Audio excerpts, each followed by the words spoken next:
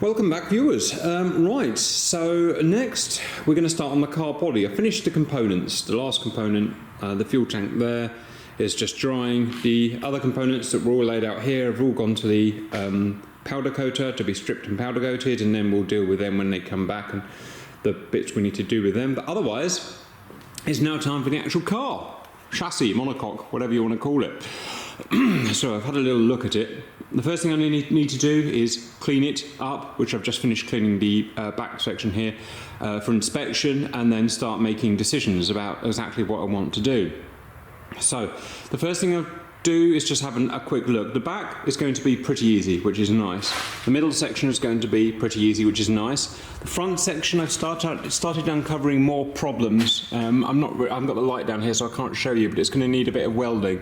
So what I've decided to do is to make it achievable, so I don't go nuts, basically, is to split it into three sections, as I was kind of saying before. So we've got the rear section here, treat that as one separate project. The centre section, treat that as a separate project, and then the front section, treat that as a separate project.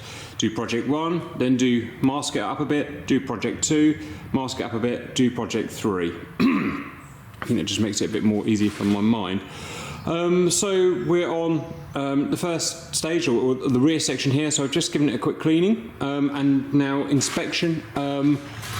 Rule of thumb when it comes to metal is it's always worse than it looks. So if you see a little bit of rust, then there's a lot of rust.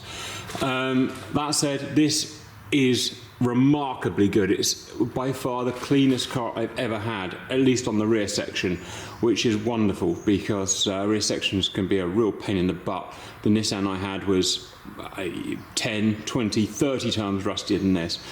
So you get normal, just primed sections here, which have just got, factory primer on. And then you get undercoated sections. So the sections that take all the stone chips and stuff have undercoat on, which is primer, and then this, which is undercoat. Is that the right word?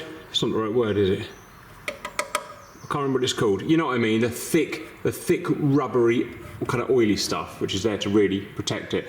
Now, in my experience, the undercoaty stuff can be a blessing in that it can protect well, but it also can be hiding a lot of trouble. So what I need to do is go in and really start just chipping pieces of paint away in almost random sections and just seeing what's actually underneath. So this undercoat here looks beautiful. So this is primer, and then it's this thick undercoat to protect it, stone chip, whatever you want to call it. You can see there's the primer, there's the stone chip, which is about 1/2 mil thick, maybe 1 mil thick. So I'll just start, grinding random sections and to see what it's like and see how it's held up over 26 years or whatever. Then once I've had a good look around and got a feel for how that undercoat has survived in different areas, then we can start ascertaining exactly what needs replacing, what paint needs stripping down, derusting and painting. So that's it. I'll finish cleaning up and then we'll start doing some grinding. Welcome back, viewers. My apologies, I got so excited and carried away I completely forgot to update you. So I can't remember where we left off, but I think I'd just done a clean and we were splitting the car into sections. Well, I've decided to split it into subsections, so each of the 3 sections gets split into lots of little sections. The main reason I do that, or I want to do that, is that it's really wet at this time of year where I live, and what I don't want to do is leave lots of covered metal, because I'm only doing this once or twice a week for like a week, because it'll just re-rust. So I'm doing lots of little sections. There you go. This one I completely forgot to show you. So what I did was this corner, rear corner, was I went in. I got 2 choices basically. I can either take all of the paint and all of the undercoat off, so it's all completely bare metal. I mean, that's the proper way to do it, or just do that, but for the areas where I locate and chase rust down. And that's what I decided to do, because we don't live in a perfect world. We don't have infinite hours to do it. And in this case, it turns out most of the metal is fine. Most of the undercoat is not being penetrated by water. It's just little bits here and there. So if I took a picture, I'll show you a picture. That's what it was like when I just chased down the rusty bits and obviously took them back to bare metal. It was surprisingly difficult because access, getting tools that can get in those little areas is almost impossible. I've tried I've got all sorts of tools. I've got grinders with discs of various types.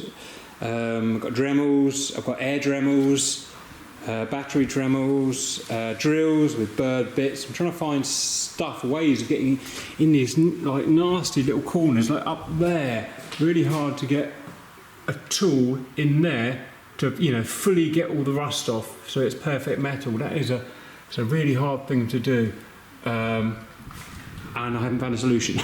Just sort of, you know, done it as best I can with various tools, changing around until I get angry and throw it on the ground and try a different tool. So yeah, it's been a little bit difficult.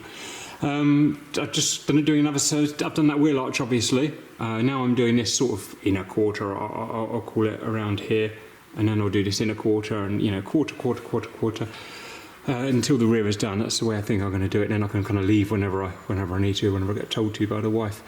In terms of the rust, it's been pretty good so far, especially the inner always rusts less, the outer always rusts more, for obvious reasons. You know, gets more water on it.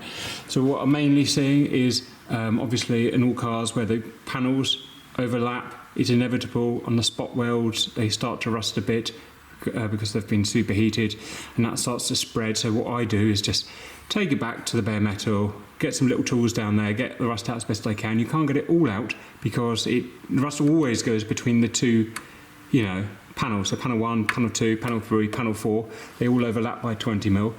And rust always gets in there, and there's nothing you can do about that unless you're going to take panels apart, which obviously you're not going to do. So I take it back as best I can like this, then I put a quick, just a slither along the joining gap of rust converter, just to make sure, to create a little barrier there. Then I go on and I'm putting the, what's it called? Zinc phosphate, you know, zinc primer. On. It gives it a bit more, it's a primer, but obviously it gives it a bit of resistance, a bit of rusting resistance for what it's worth. And that's it. Just lots and lots and lots of fiddling, finding ways of getting little bits of rust off. What it's taught me really is that I need new tools. I need tools that I can get in really nasty little areas. So I need to have a look on the internet and let me know if you have any recommendations, viewers, because what I've got doesn't really suit for what we've got there. I've got a lovely big panel like that and into stripping, easy. But up in there we've got no access, we can't even fit like a golf ball. That's a real problem. Anyway, what I've done is I've quickly done this little panel here, got the rusty bits off, I've cleaned it as best I can, I've degreased it, and I'm going to paint this as well. This is just primer, by the way. On top of the primer we'll go undercoat, you know, just like this rubbery undercoat that goes on. I'm going to undercoat the entire car. On top of that you can paint it as well. If you know, if it's a fancy Ferrari or something, you might want to paint it so it's the perfect colour match. Obviously I'm not going to do that with this car. I'm just going to prime it and then I'm going to do it undercoat, and that'll do us. Yeah. Okay, 2 coats of primer on it, and that's nice and protected now until I have the whole car done, and then I can go over and do the underseal. So, you know,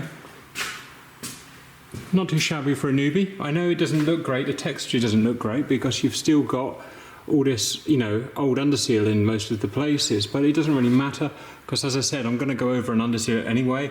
And, you know, underseal, you can't make it look nice. It's going to be nasty and splodgy, so it doesn't really matter about the difference between the bare metal and the kind of textured look. It's all going to get smudged anyway, so yeah.